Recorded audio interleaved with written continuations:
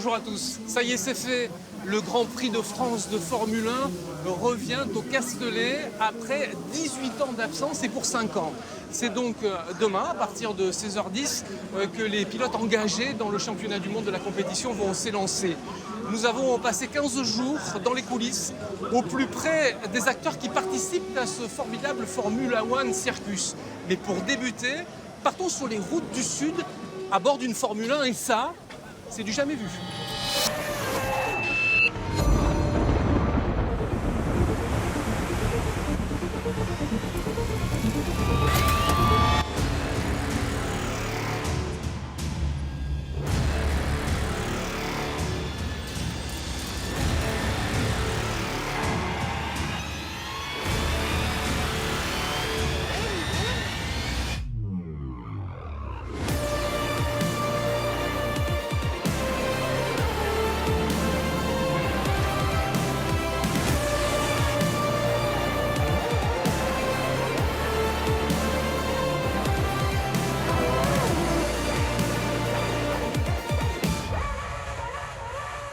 Nous sommes ici sur la commune de Roquebillière dans le département des Alpes-Maritimes, un petit village de 1900 habitants perché à 650 mètres d'altitude.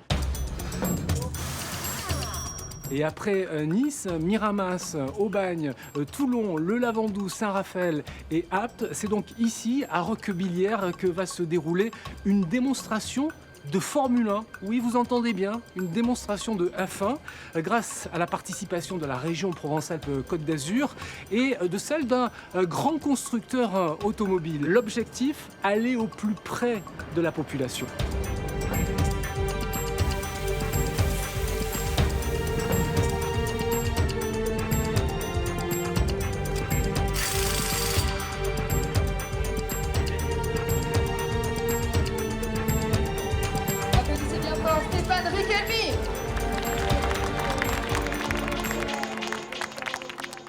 Ça être aussi une Formule 1 dans les rues d'une commune comme Roquebillière, c'est pas banal. Non, mais à partir du moment où la collectivité régionale, avec le soutien de la métropole de Nice dans laquelle nous nous trouvons, de Toulon, de Marseille, ont choisi de s'engager pour ramener à la France ce qu'elle avait perdu depuis 10 ans, l'organisation d'un championnat du monde de Formule 1, eh bien parce que c'est aussi au soutien des habitants de tous les terroirs de cette région que nous le devons. Nous avons voulu aller sur chacun d'entre eux et c'est le cas dans cette vallée de la Vésubie, le haut pays niçois aujourd'hui. Regardez l'enthousiasme que cela suscite. Au fond, c'est un bel encouragement. Bon, Stéphane, merci.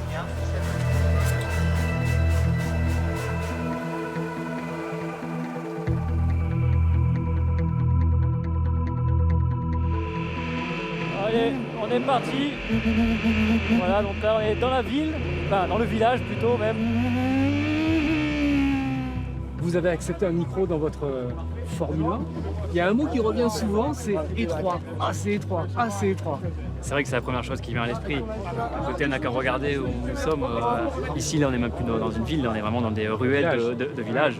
Donc après, voilà, c'était pas le propos de faire de la performance aujourd'hui, c'était juste de pas tourner une F1, faire du bruit, voilà, faire quelques glisses. C'est très étroit, c'est pas ce qu'on trouve sur les circuits habituellement, mais c'est ça le charme de ces événements, de voir les gens autour sur les routes étroites, plutôt des routes de rallye. On voit pas ces véhicules normalement sur la route. Ça permet à tout le monde d'approcher les voitures.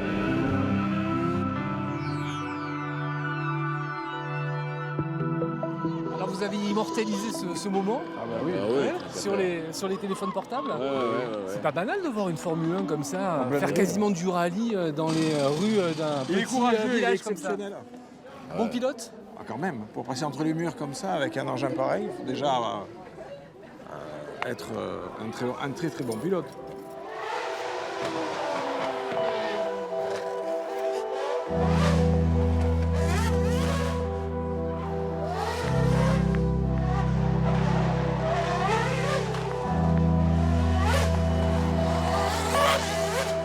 Le paradoxe, c'est que plus la voiture va lentement, plus le moteur souffre.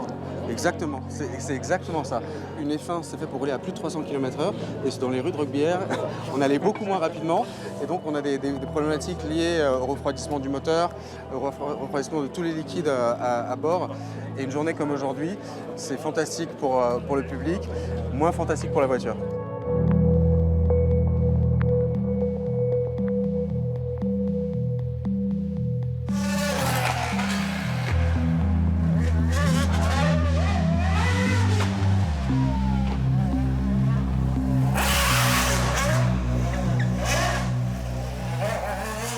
Alors, est-ce que vous êtes heureuse que le Grand Prix de France revienne au Castellet? Ah oui. En plus, c'est On une sent belle que vous région. avez, Ah oui, puis je connais bien le village du Castellet, Bon. c'est formidable.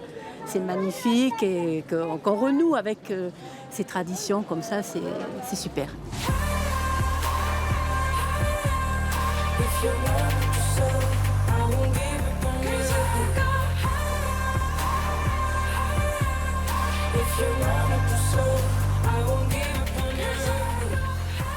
Pour accueillir ici à nouveau sur le circuit Paul Ricard le Grand Prix de France de Formule 1. Un certain nombre de chantiers ont été entrepris à la fois pour modifier le tracé mais également pour rénover un circuit qui, il est vrai, commençait à vieillir.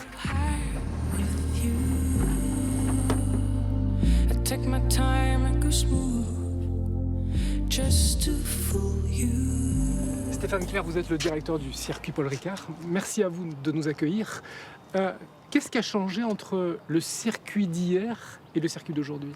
Alors je dirais que le circuit d'hier, il a une longue histoire, il a évolué à travers cette longue histoire, mais récemment, j'allais dire que le Grand Prix de Formule 1 a nécessité de nombreuses modifications. D'abord parce qu'on avait envie de recevoir les Formule 1 sur un beau tapis, donc ça veut dire qu'on a changé la surface de l'enrobé, c'est plus de 90 000 m² d'enrobé qui ont été donc enlevés et remis, avec une formulation toute particulière pour qu'il y ait à la fois beaucoup de grip, c'est-à-dire beaucoup d'adhérence, et puis le minimum possible d'abrasivité de façon à ce que les pneus puissent résister le plus longtemps possible. Donc ça, c'était l'idée de rendre la course spectaculaire, en se disant que les voitures vont pouvoir aller très vite et profiter d'un enrobé parfaitement plat. Ça, c'était le premier travail.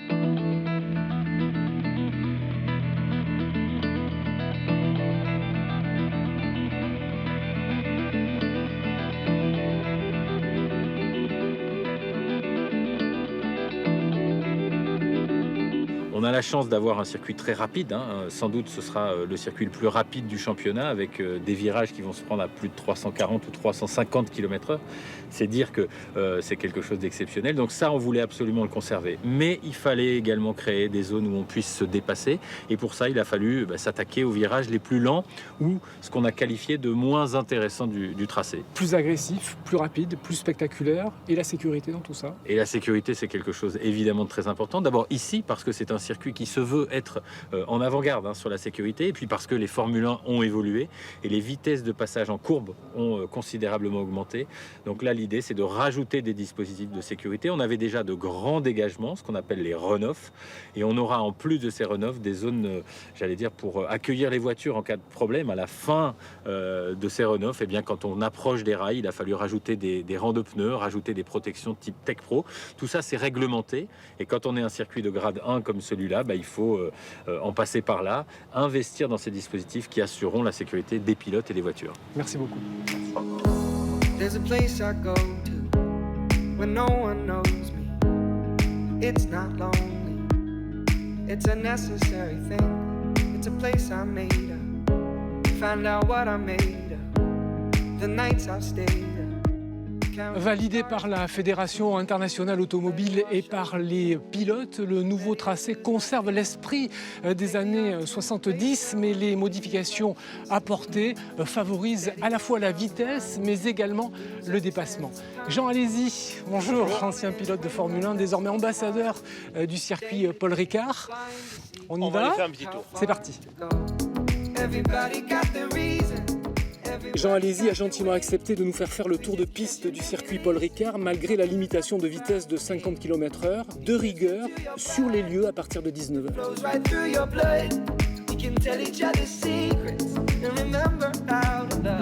Vous, c'est un circuit que vous connaissez par cœur. Le fait qu'il ait été modifié, ça casse pas un peu l'histoire du circuit? Alors non, et pourquoi? Parce qu'en fait, le Paul Ricard, il y a des zones un peu phares, c'est-à-dire Signes, le double droite du Bossé, le gauche de la Tour, le virage du Camp, les S de la Verrerie, c'est des endroits vraiment très très forts pour l'histoire du circuit. Ça n'a pas bougé? Donc justement, on a essayé de garder le même esprit, mais de le mettre aux normes des Formule 1 d'aujourd'hui qui sont des monstres. Ouais.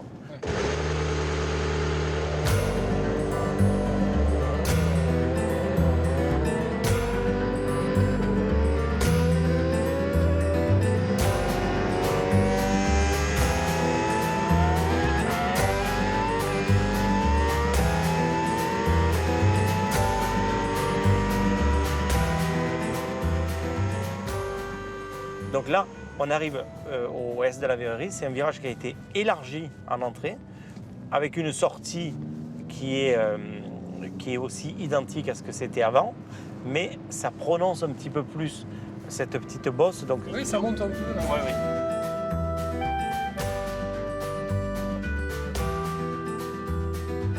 En fait, les zones qui ont été élargies, c'est les zones entrée du virage. Alors là, justement, on est aux droite du camp, donc complètement la partie nord du circuit. Et on a énormément élargi. Si j'arrête ma voiture ici, je peux en mettre 3 à droite. C'était beaucoup plus étroit avant? C'était beaucoup plus étroit.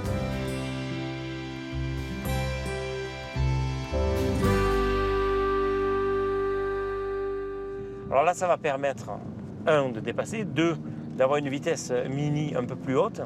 Donc avoir, pour le droite de la Sainte-Baume ici, une bonne entrée de vitesse, ce qui fera qu'on attaquera la ligne droite du Mistral avec un peu plus de vitesse et ça permettra d'être en aspiration au milieu de la ligne droite et éventuellement de dépasser au freinage de la chicane.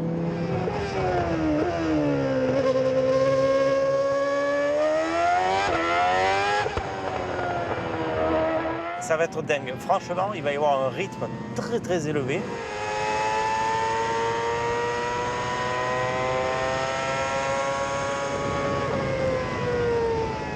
Là, ici, au freinage de la chicane, les voitures vont arriver à 344 km/h.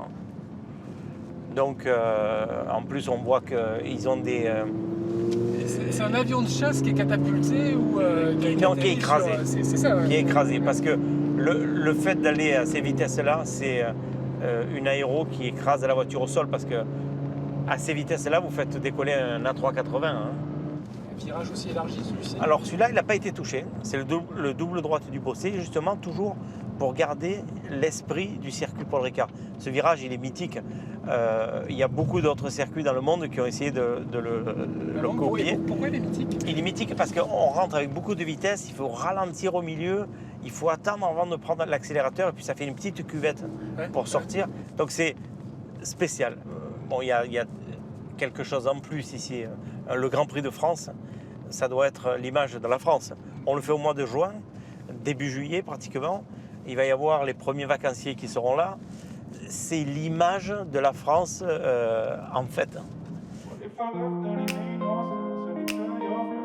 Merci beaucoup Jean Alési, merci beaucoup de nous avoir embarqués et de nous avoir fait vivre ce beau moment. Merci bien. Merci à vous. Nous on est des gens du Sud, on aime travailler comme ça et voir qu'on nous fait confiance. Super, merci 1000 fois. Merci.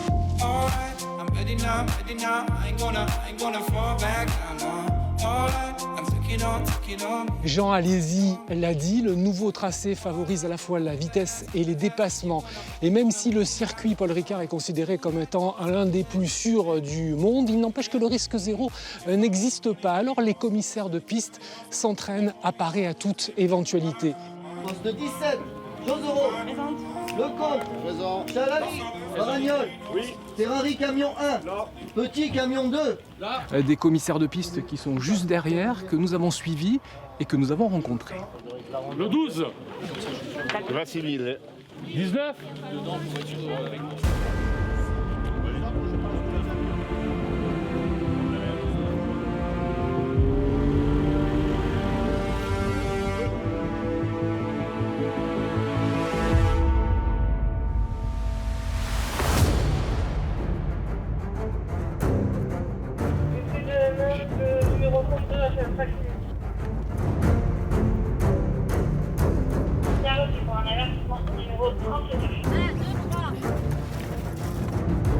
Sortie chicane nord, c'est pile dans le secteur.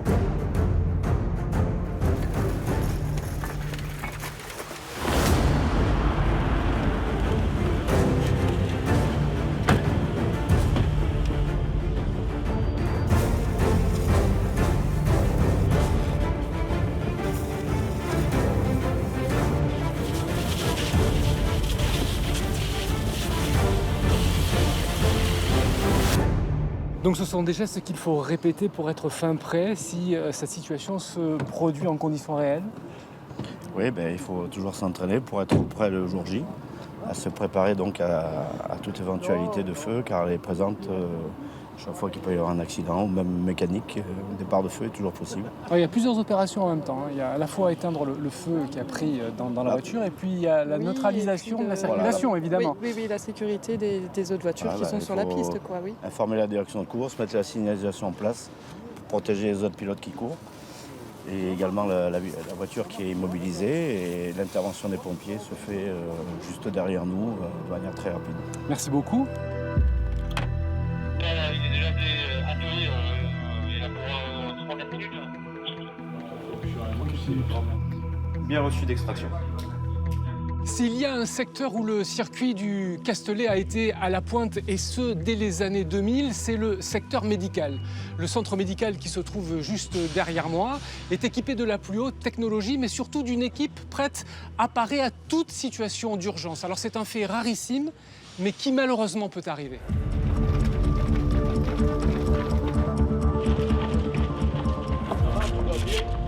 Tu fais mal? Ouais, un petit peu. Bon.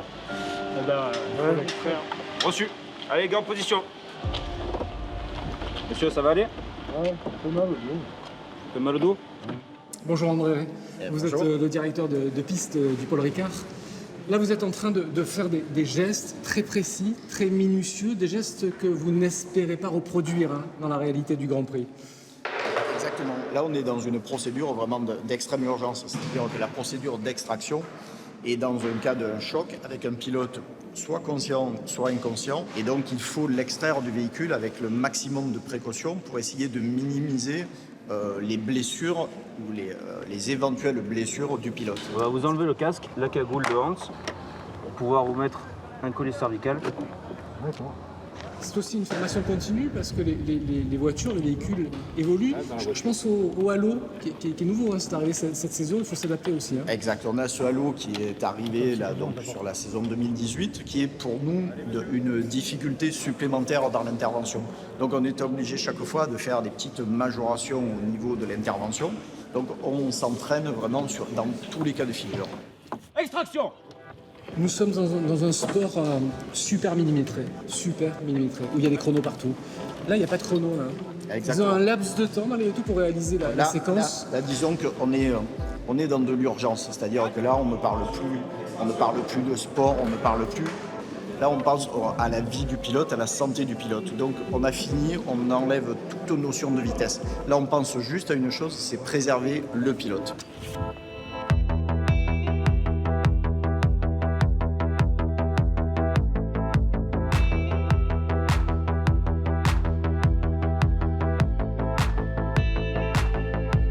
Une surprise pour tous ceux qui n'auront pas la possibilité de venir ici demain assister au Grand Prix de Formule 1 au Castellet. Une démonstration de F1, c'était hier dans les rues de Marseille où nous avons croisé le quadruple champion du monde de la spécialité, le professeur Alain Prost.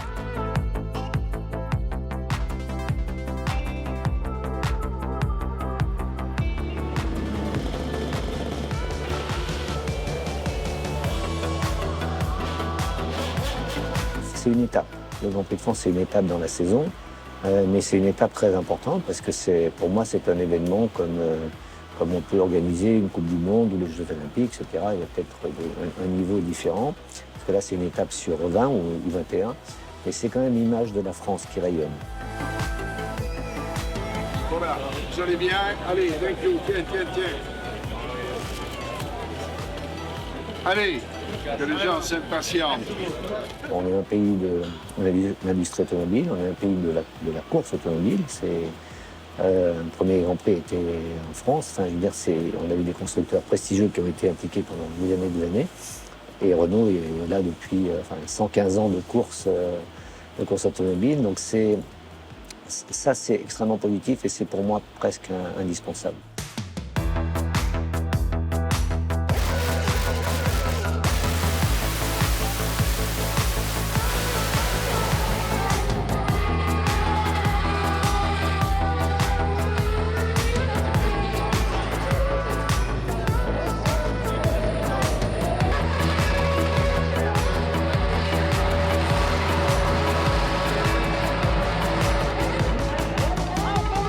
Alors des Formule 1 dans les rues de Marseille, super. Ça vous inspire quoi? Monaco. Marseille. Un futur Grand Prix à Marseille.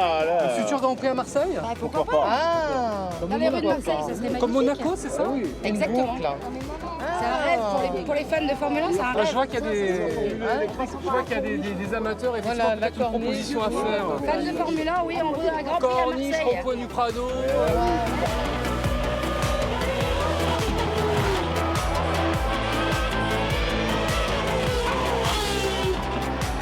What do you think about this show?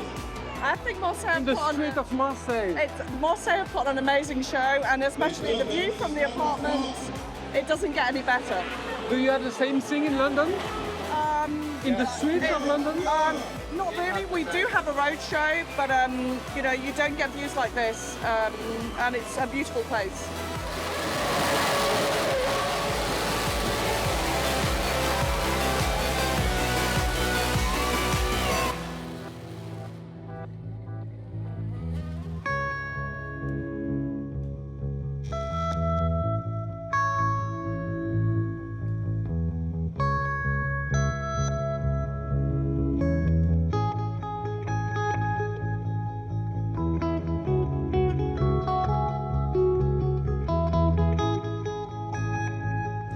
Voilà, c'est terminé. Nous espérons que vous avez passé un très bon moment en notre compagnie. En tout cas, vous l'avez sûrement compris.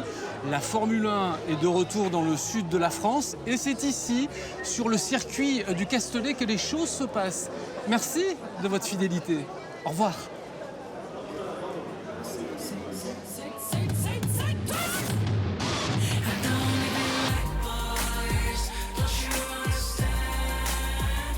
Alors messieurs, est-ce que vous aviez déjà vu des Formule 1 dans les rues de Marseille? Ah non, jamais. Jamais, là, on innove, là, hein. C'est magnifique. Hein. Qu'est-ce que ça vous inspire? Ça nous inspire que Marseille est vraiment au premier plan maintenant au niveau sport. On est fiers. Mais qu'est-ce qu'il a de plus, ce circuit? On est chauvin, hein. On est chauvin, mais ça fait partie de la région, ça fait partie du sud. Pas loin de la mer. Le décor, c'est magique. Ça fait partie du mythe provençal pour moi.